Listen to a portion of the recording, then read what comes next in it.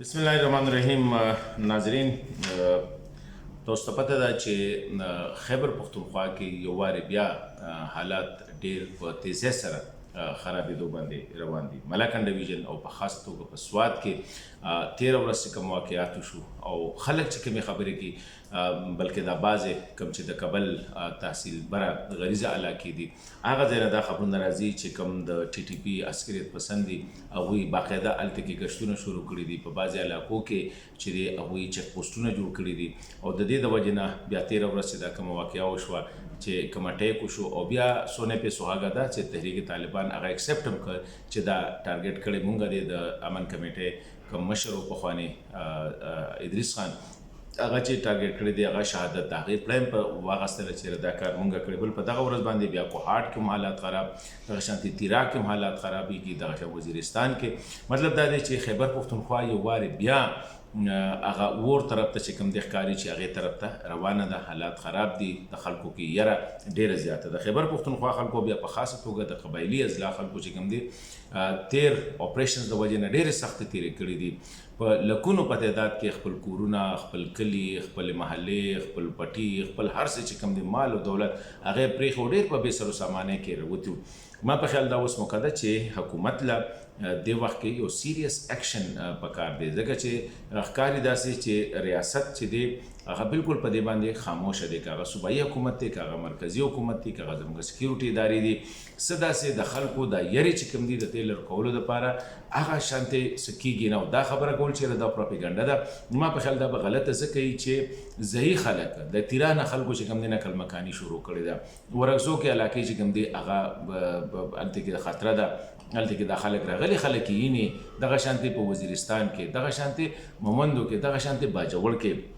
په ځای د دې چې موږ په دې باندې سترګې ریاست په دې باندې سترګې پټې کړي او تر هغه ورځې پورې انتظار کړي چې د اټک نه راوړي، لکه څنګه چې مخکې مولانا فضلالرحمن صاحب هغه بیان اوسه پورې خلکو ته یاد دی چې د اسلام آباد نه 40 کیلومتره چې کوم دی د دهشتګرد یا د میلیټنټس حکومت دی. نو دا وخت صورتحال دا دی چې خیبر پښتونخوا مخکې سفر شوی وه او خدای دې نه کې بیا هم چې کوم دی دا اوس چې کوم حالات دي څه نه چې بیا حالانکې هغه هم حالات خراب نه دي. تېر ځلې چې کوم دی دومره پریپریشن نو، د سکیورټي فورسز نو، نه اولس چې کوم دی دومره تیار. اوس خو اولس د شروع نه د دوی نه نفرت کوي، د دوی د کاروایانو نه نفرت کوي. اوس خو هغه کنفیوژن هم نشته. نو چې هغه کنفیوژن نشته نو بیا ریاست له پکار دي چې مخکې راشي، بیا سکیورټي ادارو له پکار دي چې مخکې راشي او د خلکو دا یرې چې کوم دی دا لرګي. ځکه په سوات کې که دغه شانتې ریاست رستو کېږي نو بیا د خلکو دا خبره په ځای ده چې د دې خلکو خلاف ریاست کاروایي نه کوي، یا خو د دې دا وجه ده چې ریاست غواړي چې د دوی دلته کې دوباره آباد کړي او د دوی دوباره آبادۍ ته نه باجوړ خلک تیار دي، نه د مومندو تیار دي، نه د سوات تیار دي، نه د تیرا تیار دي، نه چې کوم دی د جنوبي اضلاع خلک تیار دي. هغوی د دوی ظلمونه هم لیدلي دي، هغوی نه غواړي. یو خبره ده سوات کې که ته د خلکو سره خبرې وکړو نو خلکو دا خیال و که یاره دوی راځي پوره امن اوسېدل غواړي، واپس خپل کورونو ته راځي، خپلو فیملیز ته راځي او په امن سره اوسېدو ضمانت ورکوي. نو بیا د خلکو د دوی قبلولو ته خلک تیار وو. خو څنګه چې 13 هفتې وړاندې واقعات وشو، یا دا چې کوم په سوات کې وشو، دا کوم په کوهاټ کې حملې کېږي، دا کوم په تیرا کې روان دي، نو دې نه مطلب دا دی چې د ملک حالات د خیبر پښتونخوا کې حالات ډېر په تیزۍ سره خرابېدو ته روان دي. د خیبر پښتونخوا په حکومت سره په سیاسي لیډرشپ باندې هم ډېر زیات د وخت کې ذمواري ده. مونږ ګورو چې زمونږ سیاسي لیډرشپ د خیبر پښتونخوا هم خاموش دی او میډیا خو بالکل دغه کوریج نه ورکوي. میډیا خو چې کوم دغه دلته کې عمران خان صاحب وي، فواد چودھری صاحب وي،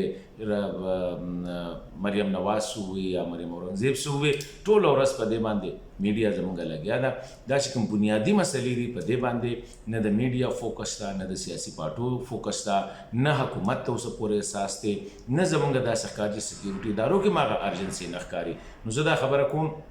دا به زما اپیل حکومت ته هم، زموږ سیاسي قیادت ته هم، سیاسي پارټو ته هم چې دا اوس ټایم دی مخکې راتلل پکار دي، مخکې د دې نه چې حالات نور خراب شي. خدای مکه بیا هغه د سوات نه چې کوم دی په لکونو خلک نقل مکاني کړي چې موږ دا ځای صفا کوو باجوړ نه، یا د کورمې نه، یا د خیبر نه، یا د وزیرستان نه، د دې علاقو نه، ځکه چې هغه ته به بیا خلک تیار نه وي. یو ټرست ډیفیسټ هم شته د عوام او د سرکار ترمنځ او د هغې وجه دا ده چې د خلکو دا خیال دی چې سرکار هغه همره پروټیکشن زموږ نه کوي کم چې سرکار له پکار دی نو زه دا وایم چې دا حالت که مخکې ځي نو دا به نورم خرابېږي، د خلکو په سرکار باندې نورم عدم اعتماد راځي او د هغې د وجې نه د هغې فایده به ځي عسکریت پسند.